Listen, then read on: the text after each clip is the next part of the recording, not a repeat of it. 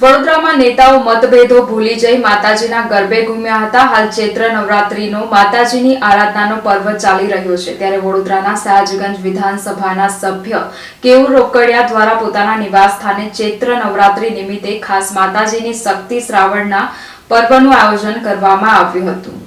વડોદરામાં નેતાઓ મતભેદો ભૂલી જઈ માતાજીના ગરબે ઘૂમ્યા. હાલ ચૈત્ર નવરાત્રીનો માતાજીની આરાધનાનો પર્વ ચાલી રહ્યો છે, ત્યારે વડોદરાના સયાજગંજ વિધાનસભાના સભ્ય કેયુર રોકડિયા દ્વારા પોતાના નિવાસ સ્થાને ચૈત્ર નવરાત્રી નિમિત્તે ખાસ માતાજીની શક્તિ શ્રાવણના પર્વનું આયોજન કરવામાં આવ્યું હતું, જેમાં હાલના સાંસદ રંજનબેન ભટ્ટ અને ભાજપા સાંસદના પદના ઉમેદવાર ડોક્ટર હેમાંગ જોશી મતભેદો ભૂલી જઈને ગરબે ઘૂમ્યા હતા. ધારાસભ્ય કેયુર રોકડિયાના નિવાસ સ્થાને આયોજિત કરવામાં આવેલા ચૈત્રી નોરતાના પર્વ નિમિત્તેના ગરબામાં વડોદરા મેયર પિંકીબેન સોની, કોર્પોરેટર સંગીતાબેન ચોકસી, રૂપલબેન મહેતા સહિતના કોર્પોરેટરો અને ભાજપા રાજકીય નેતાઓ માતાજીના આ શક્તિના આ પર્વમાં ઉત્સાહ સાથે ગરબા રમતા નજરે પડ્યા હતા.